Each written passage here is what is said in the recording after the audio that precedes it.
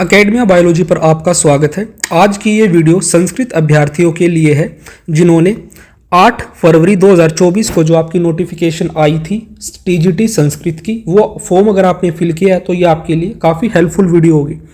तो अगर इस वैकेंसी में बात करें, जो आपकी टीजीटी संस्कृत की पोस्ट थी, मेल कैंडिडेट्स की कितनी पोस्ट थी आपकी डीओई में, यानी कि डायरेक्टरेट ऑफ एजुकेशन में। ये एक पे लेवल 7 की पोस्ट है।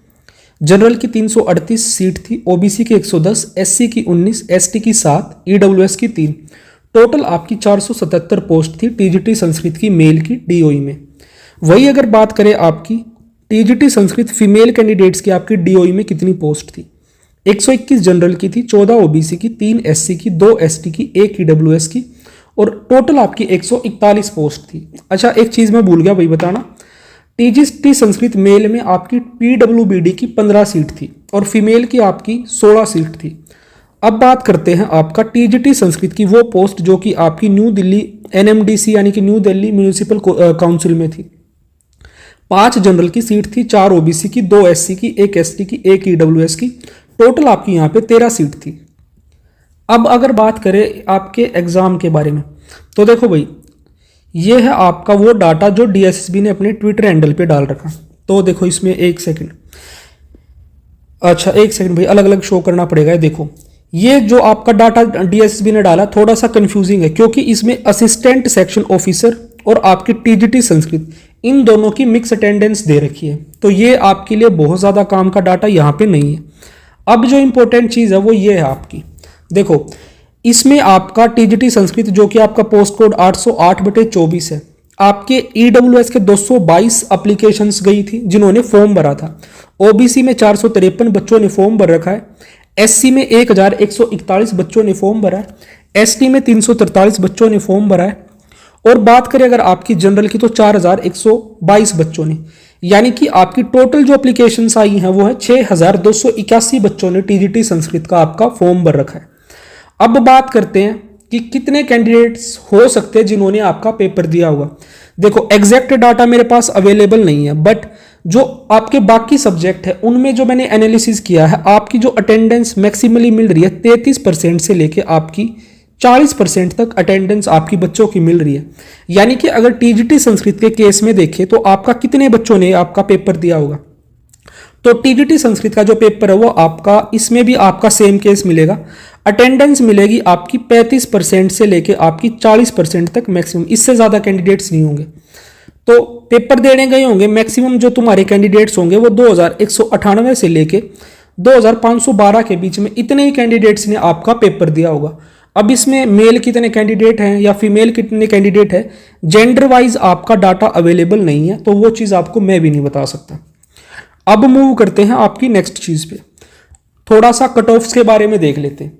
तो भाई आपकी एक वैकेंसी आई थी, रिक्रूटमेंट आई थी आपकी, एक सेकंड में, 2021 में आपका ये पेपर हुआ था, ठीक है। फिर 2022 में जो नोटिस है 2022 का है।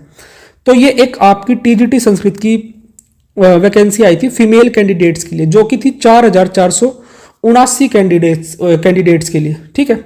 4479 अभ्यर्थियों के लिए थी ये, और ये आपका रिजल्ट जो भी है नोटिस है 5/1/2022 का है।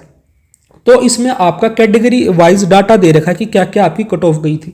तो जो ये पहला जो आपको दिख रहा है ये कैटेगरी वाइज मार्क्स है उन बच्चों के जिनका सिलेक्शन हो गया था, ठीक है। तो देखो क्या क्या था, जनरल में 97.43, ईडब्ल्यूएस में 80.24, ओबीसी के 71.3, एससी के 75.01, एसटी के 72.56, बाकी पीएच की अपना देख लेना, ठीक है। और ये वो डाटा है जो आपका कैंडिडेट्स कैसे थे जिनको वेटिंग लिस्ट में आपका डाला गया था, ठीक है, प्रोविजनली नॉमिनेट जिनको किया गया था। तो वेटिंग लिस्ट में डिफरेंस देखो, यूआर की सिलेक्शन वाली कट ऑफ थी 97.43 और वेटिंग लिस्ट में थी 92.81, ठीक है।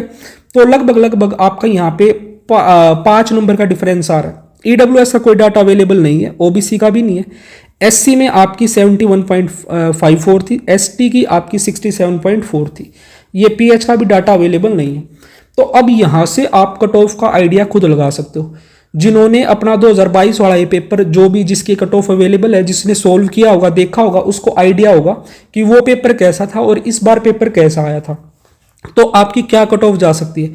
कट ऑफ के बारे में मैं आपको कुछ नहीं बता सकता क्योंकि ये मेरा सब्जेक्ट नहीं है और ना मुझे इसका कोई आइडिया है, तो कट ऑफ का आइडिया आपको खुद लगाना पड़ेगा। बट एक चीज़ मैं आपको बता देता हूँ, आपकी कट ऑफ कभी भी किसी साल घटती नहीं है। बहुत ही रेयर चांस होते हैं कि किसी सब्जेक्ट की किसी पोस्ट कोड की कट ऑफ कम हो, क्योंकि हर साल कंपटीशन आपका बढ़ता ही है। ठीक है, भले ही आपका 2022 वाला टीजीटी संस्कृत का पेपर आपको आसान लगे और 25 वाला मुश्किल लगे, बट कट ऑफ आपकी इतनी ज़्यादा कम नहीं होगी। आपकी पुरानी कट ऑफ के अराउंड ही चलती है। हो सकता है 5-10 नंबर का इसमें डिफरेंस आपको देखने को मिल जाए। और अगर बात करें कि आपका ई डोजियर कब तक आ सकता है, तो देखो भाई, इसमें जो आपके कैंडिडेट्स हैं, इतने के बीच में कैंडिडेट्स हैं, मैक्सिमम 2,500 कैंडिडेट मान के चलो।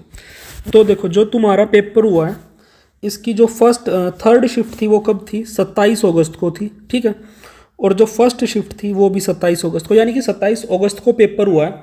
सितंबर, अक्टूबर, नवंबर, तो तुम अपना रिजल्ट मान के चलो दिसंबर के एंड तक तुम्हारा जो ई डोजियर है वो आ जाना चाहिए। कब तक? दिसंबर के एंड तक आपका ई डोजियर आपको देखने को मिल जाएगा। हो सकता है थोड़ा बहुत भी टाइम कम ज़्यादा भी लग सकता है, तो स्टैटिक इन्फॉर्मेशन इसके बारे में नहीं दी जा सकती, बट नंबर ऑफ कैंडिडेट्स के हिसाब से और डेट के हिसाब से आपका दिसंबर एंड बिल्कुल सही है, नहीं तो आपका जनवरी के स्टार्टिंग भी मिल जाएगा। तो उम्मीद करता हूँ कि ये वीडियो आपके लिए उपयोगी होगी। अगर आपको ये वीडियो पसंद आई हो तो लाइक, शेयर, सब्सक्राइब करना बिल्कुल ना भूलें, और ये वीडियो देखने के लिए आपका धन्यवाद।